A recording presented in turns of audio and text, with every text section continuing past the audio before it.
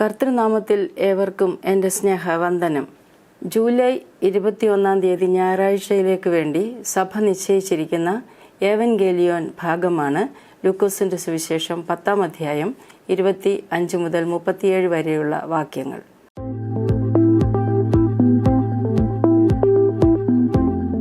ദൈവജനം ദൈവരാജ്യ നിർമ്മിതിയിൽ പങ്കുവഹിക്കേണ്ടവർ എന്നതാണ് ചിന്താവിഷയം. ദൈവജനം ദൈവരാജ്യ നിർമ്മിതിയിൽ പങ്കുവഹിക്കേണ്ടവർ. ഈ വിഷയത്തിലേക്ക് പ്രവേശിക്കുമ്പോൾ ആരാണ് ദൈവജനം എന്ന് നാം ചിന്തിക്കേണ്ടിയിരിക്കുന്നു. ഇന്ന് 1 പാഠഭാഗമായ പുറപ്പാട് പുസ്തകം 19 അധ്യായം 1 മുതൽ 6 വരെയുള്ള വാക്യങ്ങളിൽ അടിമത്തത്തിൽ ആണ്ടുകിടുന്ന ജനതയെ മോശ മുഖാന്തരം വിശുദ്ധ ദേശത്തിലേക്ക്, വാഗ്ദത്ത ദേശത്തിലേക്ക് നയിക്കുന്നതായി കാണുന്നു. അവരുടെ പുറപ്പാടിൻ്റെ 3-ാം മാസം സീനായ് മരുഭൂമിയിൽ പാളയമിറങ്ങിയ ജനം.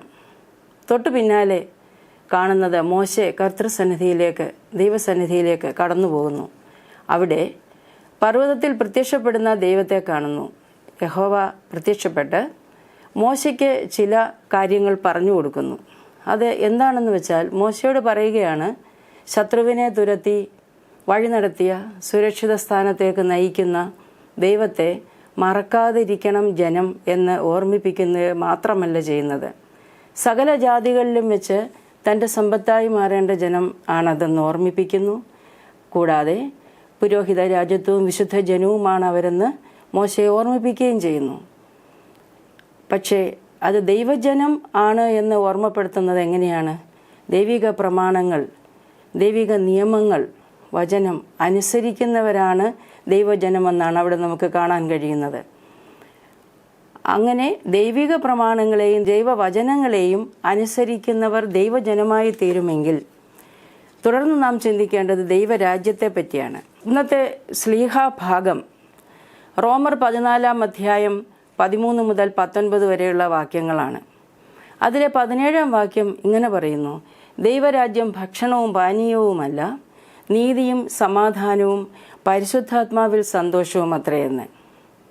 മനുഷ്യൻ്റെ പ്രാഥമിക ആവശ്യങ്ങളാണ് ആഹാരം, വസ്ത്രം, പാർപ്പിടം എന്നിവ.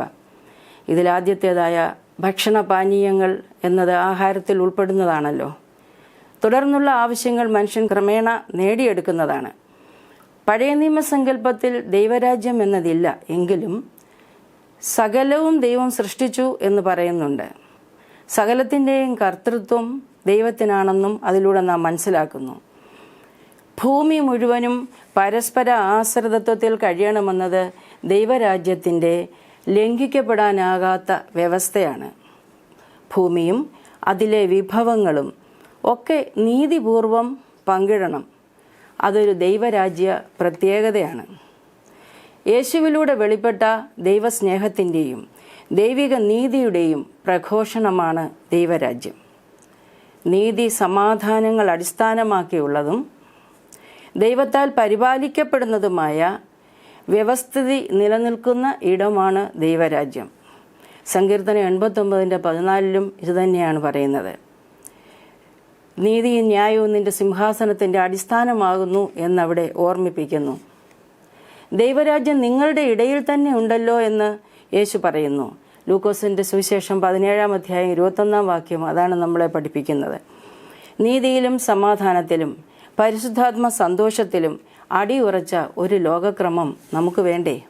ദൈവജനത്തിന് ദൈവരാജ്യ നിർമ്മിതിയിൽ എങ്ങനെ പങ്കുവഹിക്കാം?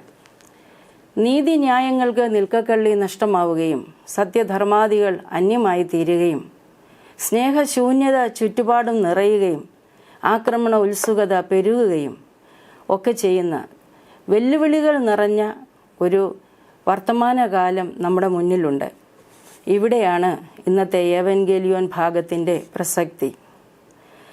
ലൂക്കോസിൻ്റെ സുവിശേഷം 10-ാം അധ്യായം 15 മുതൽ 37 വരെയുള്ള ഭാഗം ദൈവരാജ്യം എന്ന് പറയുന്നിടത്തൊരു നിത്യരാജ്യം കൂടി നമ്മെ ഓർമ്മിപ്പിക്കുന്നു. കർത്താവിൻ്റെ മഹത്വ പ്രത്യക്ഷത കൂടി അവിടെ നമ്മളെ ഓർമ്മിപ്പിക്കുന്നുണ്ട്. നിത്യജീവൻ്റെ അവകാശിയാകുവാൻ ഞാൻ എന്ത് ചെയ്യണം? ന്യായശാസ്ത്രിയുടെ ചോദ്യമാണിത് യേശുവിനോട്.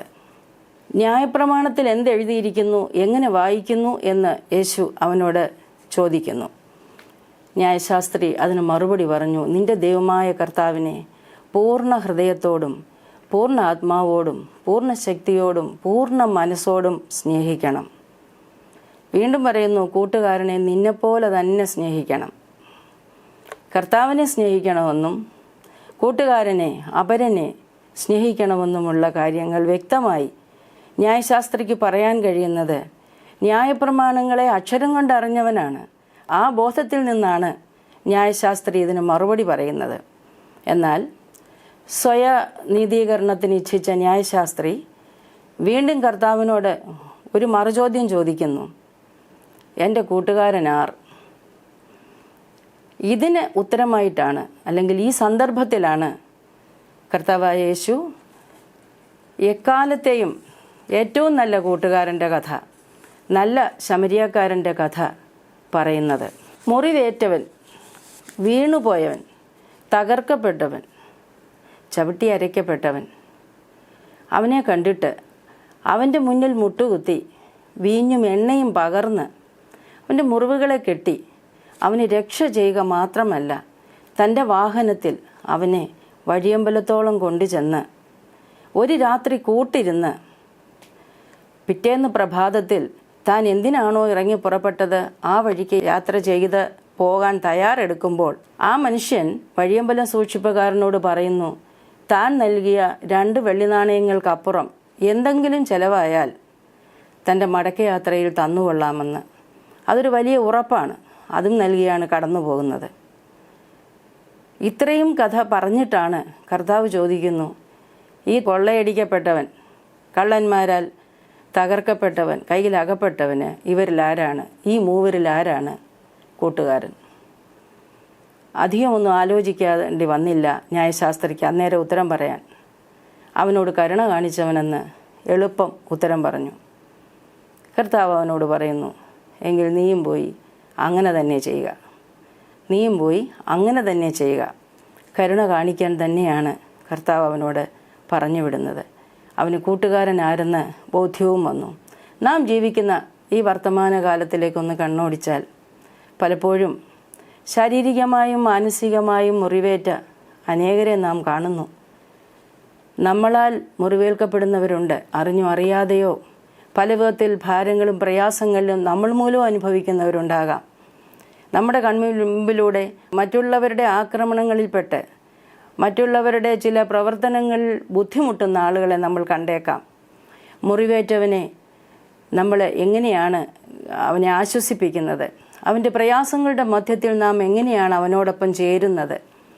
നമ്മൾ വായിക്കാറില്ലേ, മുറിവേറ്റവനെ തൻ്റെ കുറ്റമാണെന്ന ബോധ്യമുള്ളപ്പോൾ ചിലപ്പോഴെങ്കിലും വാഹനത്തിൽ കയറ്റും, അവനെ വഴിയിൽ ഉപേക്ഷിക്കും, ആശുപത്രിയിൽ എത്തിച്ചെന്നിരിക്കും, അവിടെ നിന്നും ഓടിപ്പോയെന്നിരിക്കും.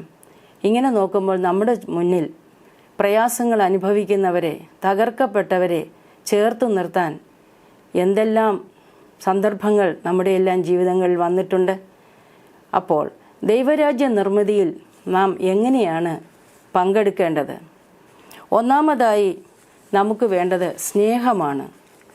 അത് എടുത്തു പറയേണ്ടുന്ന ഭാഗം ഉണ്ട്. ദൈവരാജ്യ നിർമ്മിതിയിൽ നാം ദൈവസ്നേഹത്തെ മുറുകെ പിടിക്കണം. ഏറ്റവും വലിയ ദൈവസ്നേഹത്തിൻ്റെ ഉദാഹരണം എന്താണ്? ദൈവം തൻ്റെ ഏകജാതനായ പുത്രനെ നമ്മുടെ പാപങ്ങൾക്ക് വേണ്ടി, പാപങ്ങൾക്ക് പ്രായശ്ചിത്തമാകുവാൻ തക്കവണ്ണം ദൈവം തൻ്റെ പുത്രനെ നമുക്ക് ദാനം ചെയ്തതാണ്. എത്ര വലിയ സ്നേഹമാണ്! ആ ദാനം ചെയ്ത സ്നേഹം എന്തെന്ന് അത് വിശ്വസിച്ചുകൊണ്ട് അവൻ്റെ പാതയിൽ അവൻ്റെ സാക്ഷികളായി ജീവിക്കുന്ന നാം, നമ്മുടെ ജീവിത പാതയിൽ നാം എന്താണ് ചെയ്യുന്നത്? എന്താണ് നാം ചെയ്യേണ്ടത്? ദൈവപുത്രൻ ലോകരക്ഷിതാവാണെന്ന് നാം അനുഭവിച്ചറിഞ്ഞവരാണ്. തികഞ്ഞ സ്നേഹം ഭയത്തെ പുറത്താക്കി കളയുന്നു. 1 യോഹന്നാൻ 4:18 തികഞ്ഞ സ്നേഹം ഭയത്തെ പുറത്താക്കി കളയുന്നു. ഭയത്തിന് സ്ഥാനമില്ലാത്ത സ്നേഹത്തിലൂടെ മുന്നേറാൻ നമുക്ക് സാധിക്കണം. നാം അന്യോന്യം സ്നേഹിക്കണം എന്ന് വചനം നമ്മെ ഓർമ്മിപ്പിക്കുന്നു. മറ്റുള്ളവരെ വിധിക്കരുത്, മറ്റുള്ളവർക്ക് ഇടർച്ച വരുത്തരുത് എന്ന് വചനം നമ്മെ ഓർമ്മിപ്പിക്കുന്നു. ദൃശ്യനായ സഹോദരനെ സ്നേഹിപ്പാൻ കഴിയാത്തവന് അദൃശ്യനായ ദൈവത്തെ ഒരിക്കലും സ്നേഹിപ്പാൻ കഴിയുകയില്ല എന്ന് വചനം നമ്മെ ഓർമ്മിപ്പിക്കുന്നു. ദൈവജനം അപരനെ സ്നേഹിക്കണം, സഹോദരനെ സ്നേഹിക്കണം. റോമർ 14 പറയുന്ന പോലെ നാം അന്യോന്യം സ്നേഹിക്കേണ്ടവരാണ്. ക്രിസ്തുവിനെ സ്നേഹിക്കുന്നവൻ, സേവിക്കുന്നവൻ ദൈവത്തെ പ്രസാദിപ്പിക്കുകയാണ്. മനുഷ്യനെ കൊള്ളാവുന്നവനുമാകണമെന്ന് വചനം നമ്മെ ഓർമ്മിപ്പിക്കുന്നു. ചുറ്റുപാടിലേക്ക് നമുക്കൊന്ന് കൺതുറക്കാം. ദൈവസ്നേഹത്തോടെ ആവശ്യത്തിൽ ഇരിക്കുന്നവരെ നമുക്ക് അണച്ചു നിർത്താം. ഒരു ക്രിസ്തു വിശ്വാസി കരുണയുടെ വറ്റാത്ത ഉറവയായി തീരണം. ദൈവരാജ്യ നിർമ്മിതിയിൽ പങ്കാളിയാകുവാൻ കരുണാർദ്രമായ ചിത്തം ആവശ്യമാണ്, ഹൃദയവിശുദ്ധി ആവശ്യമാണ്. ഏത് ജീവിത സാഹചര്യത്തിലും തളർന്നു പോകാതെ മുന്നേറുവാൻ കരുണയുള്ള ചിത്തത്തോടുകൂടി നാം പ്രവർത്തിച്ചേ മതിയാവുകയുള്ളൂ. നാം നമുക്ക് വേണ്ടി ജീവിക്കുമ്പോൾ ഏറ്റവും സ്വാർത്ഥമതികളായി തീരുകയാണ് ചെയ്യുന്നത്. ഇരുളിൽ അലിഞ്ഞു പോകുന്ന ജീവിതങ്ങളെ വെളിച്ചത്തിൻ്റെ പാതയിലേക്ക് വഴികാട്ടുവാൻ നാം ബാധ്യസ്ഥരാണ്. സഭയുടെ പ്രവർത്തനങ്ങളിലും നമ്മുടെ വ്യക്തിപരമായ തൊഴിൽ മേഖലകളിലും എല്ലാം നമുക്ക് ലഭിക്കുന്ന ഏത് അവസരങ്ങളിലും നാം ചെയ്യേണ്ടത് കരുണയുടെ വറ്റാത്ത ഉറവയായി തീരുക എന്നതാണ്. മറ്റുള്ളവരെ ചേർത്ത് നിർത്താനുള്ള നിരവധി അവസരങ്ങൾ കണ്ടിട്ടും കാണാതെ പോയ, അതെ, ആ വീണ് കിടന്നവനെ കാണാതെ പോയ 2 മഹത് വ്യക്തിത്വങ്ങളുണ്ടായിരുന്നു. ഒരു പുരോഹിതനും ഒരു ലേവ്യനും. ന്യായപ്രമാണത്തിൽ അവർക്ക് തികഞ്ഞ അറിവുള്ളവരായിരുന്നു. അവർ ബഹുകാര്യ വ്യഗ്രതയോടെയാണ്, അവരുടേതായ ന്യായങ്ങളോടെ അവർക്ക് കടന്നുപോയതായിരിക്കാം. പക്ഷേ അവിടെ വീണ് കിടന്നവനെ നോക്കുവാൻ പാർശ്വവൽക്കരിക്കപ്പെട്ട, പുറന്തള്ളപ്പെട്ട, യഹൂദൻ ചേർത്ത് നിർത്താത്ത ഒരു ശമരിയാക്കാരനാണ് മനസ്സുണ്ടായത്. പലപ്പോഴും നമ്മുടെ ജീവിത സാഹചര്യങ്ങളും നമ്മിൽ നിന്നും കരുണ ചോർന്നു പോകുന്ന ജീവിത സാഹചര്യങ്ങളല്ലേ ഉണ്ടായിട്ടുള്ളത്. നാം ചുറ്റുപാടിലേക്ക് കണ്ണോടിക്കുമ്പോൾ മറ്റുള്ളവരെ ചേർത്ത് നിർത്താനുള്ള പൂർണ്ണ മനസ്സ് നമുക്കുണ്ടാകണം. സ്നേഹത്തോടെ പെരുമാറുവാനുള്ള മനസ്സ് നമുക്കുണ്ടാകണം. പുതിയ ജീവിത മാതൃകകൾ സ്വീകരിച്ച് മുന്നേറാൻ തകർന്നു പോയവരെ ഉദ്ബോധിപ്പിക്കണം, അവരോട് കൂടെയിരിക്കണം.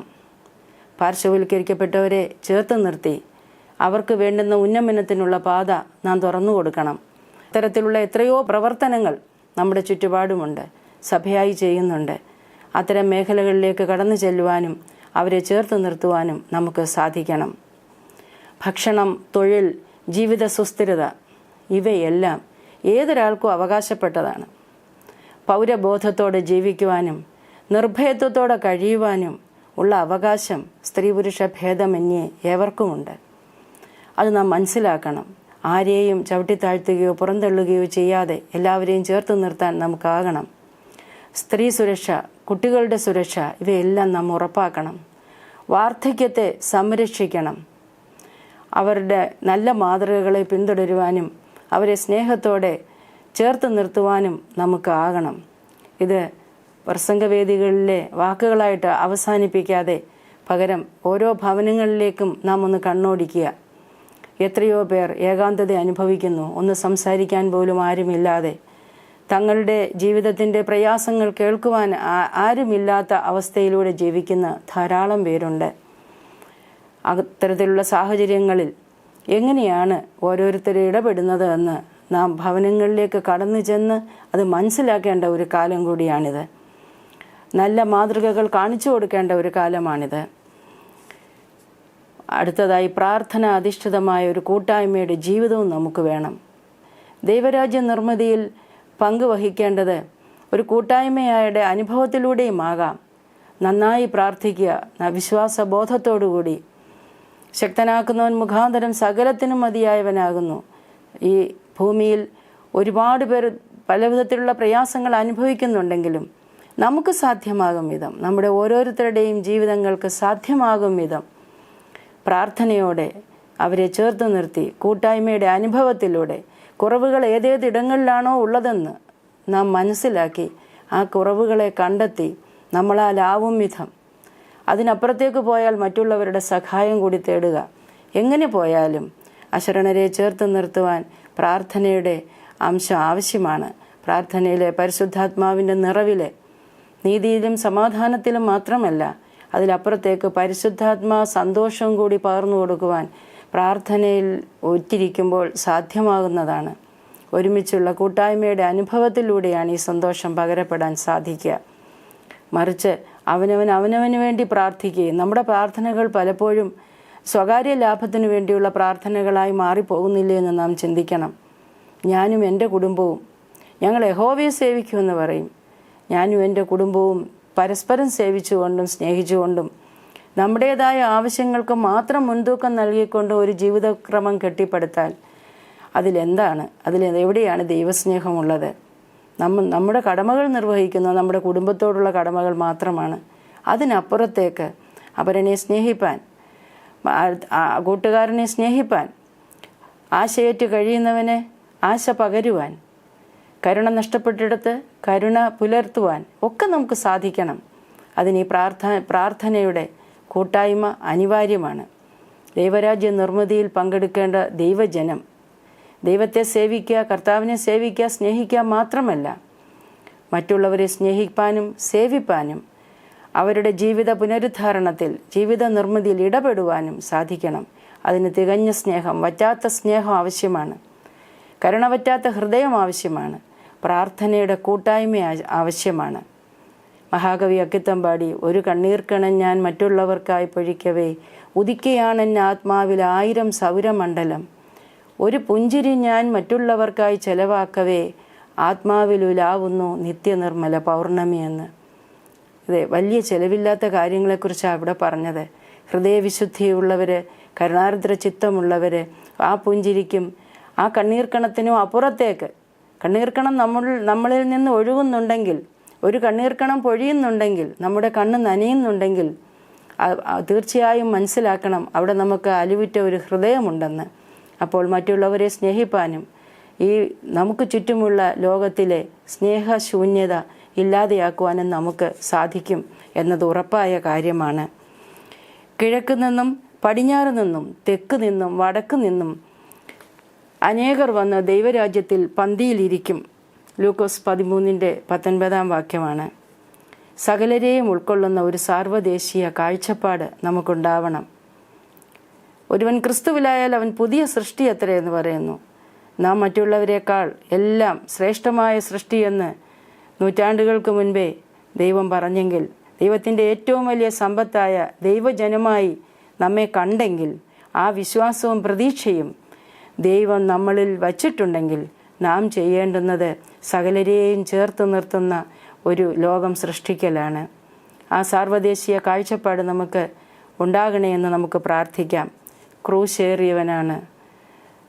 ക്രൂശാണ് നമ്മുടെ എല്ലാം.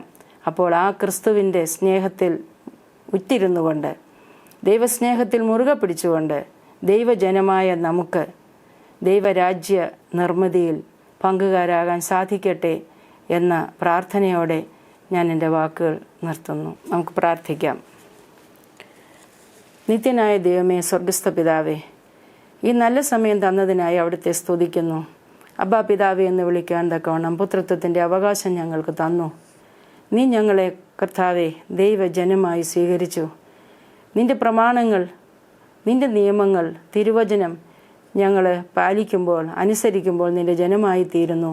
കർത്താവെ, അതിലുപരി അത് അക്ഷരത്തിൽ ഒതുങ്ങുക മാത്രമല്ല കർത്താവെ, അതിലുപരി ഞങ്ങളുടെ വാക്കുകളിൽ നിന്നത് പ്രവൃത്തിയിലേക്ക് വ്യാപരിക്കുവാൻ തക്കവണ്ണം ഞങ്ങളുടെ ഹൃദയങ്ങൾക്ക് വിശാലത തരണമേ. കർത്താവെ, അനേകരെ ചേർത്ത് നിർത്തുവാനും ദൈവജനമായ ഞങ്ങൾക്ക് ദൈവരാജ്യ നിർമ്മിതിയിൽ പങ്കുകാരായി തീരുവാനും തക്കവണ്ണം ഞങ്ങൾക്കിടയാക്കണമേ. ഞങ്ങളെ അനുഗ്രഹിക്കണമേ.